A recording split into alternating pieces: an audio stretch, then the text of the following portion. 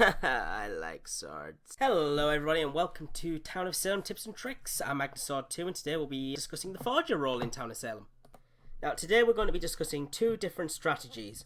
Firstly, there's the strategy of obvious forging, which is the art of using forges that are completely obvious to the town and using it to your advantage, and using obvious tricks to distract the town or to implicate another town member as evil. So first of all, say you were to forge a will saying, "Forger was here, ha ha ha." You could then be the first one to point out and turn it into an advantage as town sees as you're actively working against the mafia to try and work against their tricks as they will see it. Now the double whammy about this one is once you've made a really dumb forge, you can turn it around and make your forgings very intelligent, sort of using a completely manufactured will to implicate a certain person and use very articulated language and get the town to believe that will over yours because it's so different from the one they previously saw. Now, see, the next sneak addition to this is if you haven't forged yet and they haven't learned your mannerisms within the forgings, what you can do is you can fool the spy in the chat. You can basically say, "I'm going to forge tonight," and just not do anything at all. Once you don't forge, the spy will immediately think that the person who you killed's will was forged and deny any information within there. Even if he doesn't speak up and tell the other townies about it, you've still basically gotten rid of one person's suspicion about another person's will. Contrary to that, there's another trick where you can basically place a dot in one of the four corners of a person's will. This will effectively erase their will, and the people will likely not notice that it's been forged at all. This way they won't know there's a forger if you're in a role list with, say, random mafias rather than forgers, and you'll be able to blissfully keep the town unaware of there being a forger and continue going along with your work. Along with this, you'll also eradicate any nasty jailer wills or escort wills or whatever wills you feel could be endangering your mafia. Now, when it comes to making fake wills, you have to know the exact template that the specific role you're targeting will need.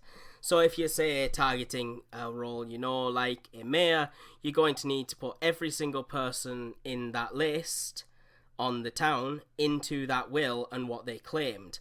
Now, obviously, since you don't know that, that's going to be a bit of a troublesome thing, but what you can do is alter it so that it's all chaotic and people don't know what the heck's going on, as everyone's got roles that shouldn't be there, and they'll suspect everyone.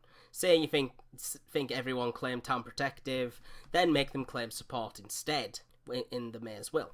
Obviously, for an investigator, you're going to need every single option that an investigator can come across, such as sheriff, executioner, lookout, jester or disguiser, forger or framer. Instantly, that is what an investigator will come up with. You will be a forger or a framer if you're investigated, so please kindly would you avoid that. I would go through them all, but that's coming up in my investigator video as soon as the vampire and the vampire hunter have come out. For town protectives, it's good to make sure that you alter them so that they're protecting your mafia members. If you make it so they were protecting your mafia members, town will immediately think, oh, they were bodyguarding them for a reason. There must have been a good reason for that. They're more trustworthy and can be an asset to the town. Anyway, next I'm going to go across some things that you don't want to do. First of all, you want to avoid using mannerisms, such as using the XD face or saying swear words or being annoying.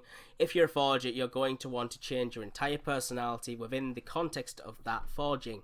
For instance, if you've been going the whole game going lol lol lol, die die die die die, you want to make it calm and pleasant, such as like, "I'm very sorry that I killed you. Apologies," etc, etc, etc. Also, one pretty nasty trick I'm going to tell you now is what you can do is if somebody dies in the game, what you can do is you can forge their will so their will says that they were Skyping with another player. Now, obviously this will be fake, but if you forge it to say that, other people may consider it true, and you can then say that they were in Skype with another player and have information from outside the game. It's a nice little trick, and people won't be able to deny it or prove it. Therefore, you will effectively cause somebody to look very suspicious right from the get-go. Similarly, you can take, say, somebody who's been very aggressive to a certain person in the game, take the victim, and change their will to say, if I die, this person killed me, because I was provoking them. And as of right now, that's everything I have learned and derived from the Forger role. If I come across anything else, I'll be sure to let you guys know and add it into the description of this video. As for now, thank you very much everyone for listening. I've been Magnusword2. It's been a pleasure to try and help you all with the roles yet again. And I will see you in the next video when the Vampire or Vampire Hunter comes out. Peace y'all, see you next time. Bye bye.